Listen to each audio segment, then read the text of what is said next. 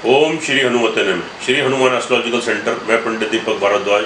प्रिय मित्रों, आज बात करेंगे केतु के राशि परिवर्तन के बारे में।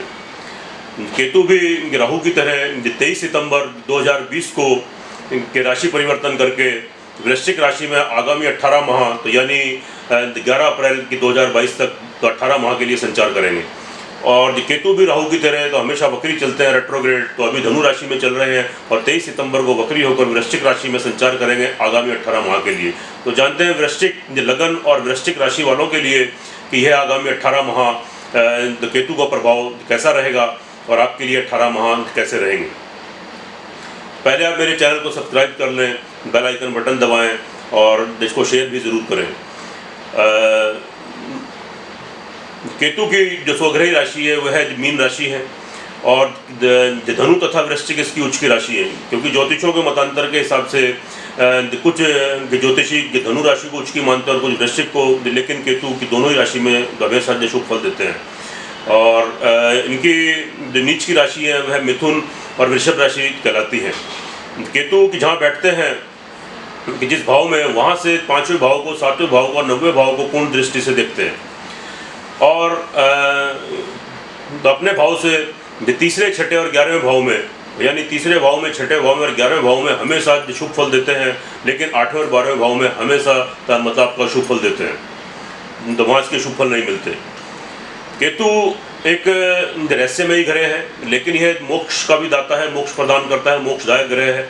और यह गूढ़ रहस्य, गूढ़ विद्या, तर्क वितर्क, बुद्धि, ज्ञान और आपका अनुसंधान कार्य, शोध कार्य और आपके वैज्ञानिक ज्योतिष कार्य, तंत्र मंत्र, उच्च कोटि के तांत्रिक और मंत्रों की शक्ति प्राप्त करना और तो मंत्रों के गुप्त रहस्य जानना और मंत्रों की शक्ति गेन करना, तो यह सब तो इनका कारक है।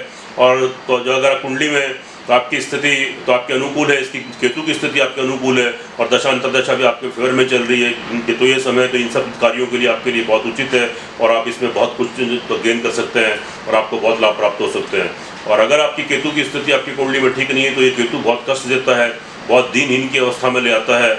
और इससे जो रोग होते हैं, तो जो कोढ़ रोग होना और आपको चर्म रोग होना और आपको तो गुप्त रोग होना और जो अंडर पार्ट्स के रोग, तो ये सब चीज़ें भी तो केतु से मिलती हैं और ये बहुत दुख का भी कारक है। अगर इसकी स्थिति आपकी कुंडली में अशुभ है, बहुत शुभ नहीं है, दशांतरदशा आपके फेवर में नहीं है, तो ये आपको तो काफ़ी अशुभ फल भी तो आपको दे सकता है। तो इसलिए आप केतु के उपाय वगैरह करेंगे, ये मैं आपको बाद में बताऊंगा। पहले आप समझ लें कि वृश्चिक राशि और वृश्चिक लगन वालों के लिए तो यह आगामी 18 माह तो केतु राशि परिवर्तन के कैसे रहेंगे। तो हेल्थ के बारे में बात करें तो थोड़ा तो हेल्थ की दृष्टि से ऑल ओवर ठीक रहेगा, लेकिन आप थोड़े एग्रेसिव हो जाएंगे, थोड़ा आपका तो बीपी बढ़ना और टेम्पर शॉर्ट होना, स्वभाव में थोड़ा चिड़चिड़ापन और अचानक कोई आपको चर्म रोग और कोई तो अचानक कोई आपको तो गुप्त रोग की कोई प्रॉब्लम क्रिएट हो सकती है। तो ये तो थोड़ा तो पेशेंस रखें, थोड़ा संयम बनाए रखें और केतु की बीज मंत्र का और हनुमान जी का जाप करें। तो ये मैं आपको आगे बताऊँगा, तो स्थिति आपके अनुकूल बनेगी। और अगर हम बात करते हैं आपके घर परिवार, तो वहाँ स्थिति आपकी बहुत फेवर में नहीं है।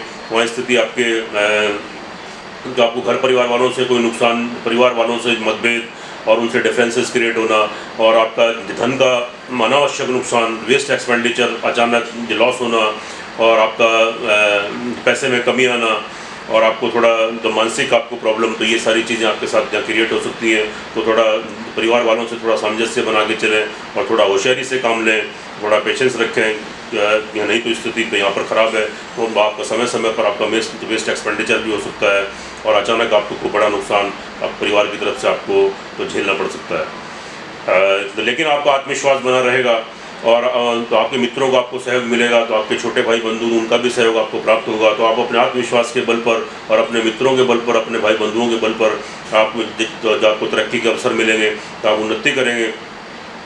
और भूमि मकान वाहन की अगर तो बात करें हम प्रॉपर्टी की, तो यह है तो ऑल ओवर स्थिति यहाँ ठीक रहेगी आपकी। तो आपको भूमि मकान वाहन प्रॉपर्टी से संबंधित कोई सेल परचेज, तो कोई मकान खरीदना या कोई जायदाद खरीदना, कोई वाहन खरीदना, अगर कोई कार्य करना चाहते हैं तो कीजिए, उसमें आपको लाभ प्राप्त होने की संभावनाएं बन रही हैं। और अगर तो इससे संबंधित कोई कार्य करते हैं तो वहाँ भी आपको लाभ मिलेगा। और कोई पुराना कोई पिछले टाइम से अगर कोई मकान को लेकर या कोई प्रॉपर्टी को लेकर कोई केस पेंडिंग वगैरह चल रहा है तो वो भी तो सुलझने की संभावनाएं रहेंगी, आपके अनुकूल स्थिति बनेगी।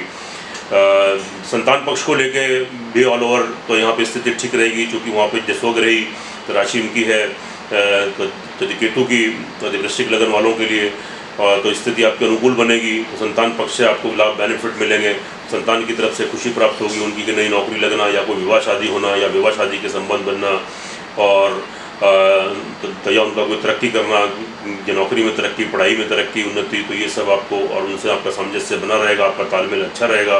तो यहाँ स्थिति संतान पक्ष को लेकर ठीक है। और जो जातक प्रेम संबंधों में, तो प्रेम संबंध भी आपके ठीक रहेंगे, उसमें प्रगाढ़ता आएगी, उसमें मजबूती आएगी, और एक दूसरे का कॉपरेशन, एक दूसरे का लाभ, सपोर्ट, बेनिफिट्स तो आपको यहाँ पर दिखाई दे रहे हैं।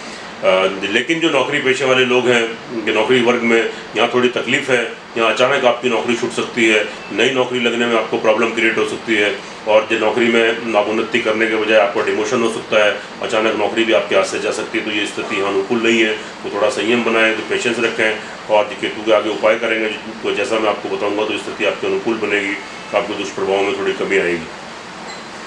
और शत्रु पक्ष से भी आप सावधान रहें, तो आप शत्रुओं से आपको अचानक कोई बड़ी हानि हो सकती है, और ऋण भी आपके ऊपर, कर्जा भी चढ़ सकता है, या पिछले टाइम से कोई कर्जा आपके ऊपर चढ़ रहा है, तो आप सामने वाले से कि जहाँ से आपने कर्जा लिया वहाँ से भी कोई प्रेशर और कोई प्रॉब्लम आपको मतलब क्रिएट हो सकती है। तो यानी कुल मिलाकर थोड़ा ध्यान रखें, अगर कर्जा नहीं लें आप इस टाइम तो आपको स्थिति तो ठीक रहेगी, कि नहीं तो स्थिति आपके अनुकूल नहीं है, स्थिति आपकी तो खराब होने वाली है। बात करें आपके दाम्पत्य जीवन की, तो दाम्पत्य जीवन की जो स्थिति है, यहाँ पर आपका उच्च का राहु है और सामने केतु है, तो यह स्थिति आपकी ऊपर नीचे रहेगी। तो आपका तो कभी थोड़े डिफरेंसेस बढ़ेंगे और कभी स्थिति आपके अनुकूल हो जाएगी, तो लेकिन फिर भी सामंजस्य बना रहेगा, और अचानक आपको आपके पार्टनर का लाभ, सपोर्ट भी आपको मिल सकता है। अचानक तो आप विवाह शादी के संबंध भी आपके जुड़ सकते हैं, और आपकी स्थिति तो यहाँ पर थोड़ी ऊंची नीची चलेगी, लेकिन फिर भी ऑल ओवर देखें तो 70-80% आपकी अनुकूल स्थिति रहेगी। और पार्टनरशिप वगैरह में कोई कार्य करना चाहते हैं तो कीजिए, उससे भी आपको लाभ प्राप्त होगा, अच्छी स्थिति बनेगी। और साथ में आपका यहाँ पर तो कोई गुप्त विद्या और कोई गुप्त मंत्रों की प्राप्ति, या तो इस समय कोई पूजा पाठ में कोई आप शक्ति प्राप्त करना चाहते हैं, भगवान की ब्लेसिंग लेना चाहते हैं, कोई मंत्रों की शक्ति करना चाहते हैं, तो गेन करना चाहते हैं तो कीजिए।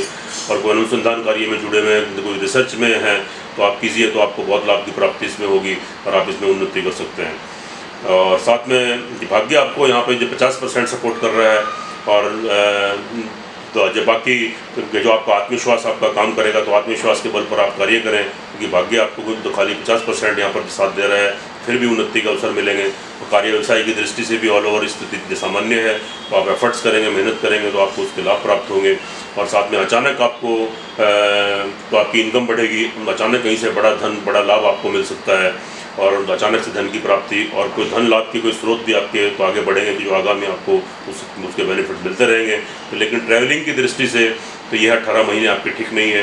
ट्रैवलिंग अगर करते हैं, या ट्रैवलिंग से तो यात्रादि से संबंधित अगर कोई आपका व्यापार है, कोई बिजनेस है या कोई नौकरी है, तो उसमें संभल कर कार्य करें, नहीं तो आपके संबंध छूट सकते हैं, आपको कोई बड़ा नुकसान, पैसा फंसना, अटकना, तो ये सब चीज़ें, वेस्ट एक्सपेंडिचर, और ट्रैवलिंग से अचानक कोई दुर्घटना घटित होना, तो ये भी सब चीज़ें क्रिएट हो सकती हैं। तो थोड़ा समझ कर कार्य करें, और आप केतु के उपाय करें, हनुमान जी की आप पूजा उपासना करें। तो कैसे करना है तो यह मैं आपको बता देता हूँ, इसको समझ लीजिए। पहले आप मेरे चैनल को सब्सक्राइब कीजिए, उसके बाद बात करते हैं उपाय की। तो इसमें आप क्या करें, आप तो एक हनुमान चालीसा का पाठ प्रतिदिन करें, और हनुमान चालीसा के साथ आपने क्या करना है कि बजरंग बाण का पाठ आप अवश्य करें। जब आप हनुमान चालीसा की बुक लेते हैं तो पहले हनुमान चालीसा आती है, फिर उसमें संकट मोचन हनुमानाष्टक का एक पाठ आता है, उसके बाद बजरंग बाण होता है। बजरंग बाण शत्रुओं के दमन के लिए होता है, और अचानक कोई आपको बड़ी प्रॉब्लम ना आए, तो इसलिए मैं आपको बता रहा हूँ कि आप तो उसमें, क्योंकि तो यहाँ आपको शत्रुओं से भी प्रॉब्लम है, और आपको नौकरी पेशे में भी ऋण भारत से भी कोई प्रॉब्लम आपको हो सकती है। तो आप क्या करें, हनुमान जी का कि हनुमान चालीसा का पाठ करें, उसके बाद एक बजरंग बाण का पाठ करें, तो ये प्रतिदिन करें। और केतु का बीज मंत्र ओम कैं केतुवे नमः, इस मंत्र का जाप करें।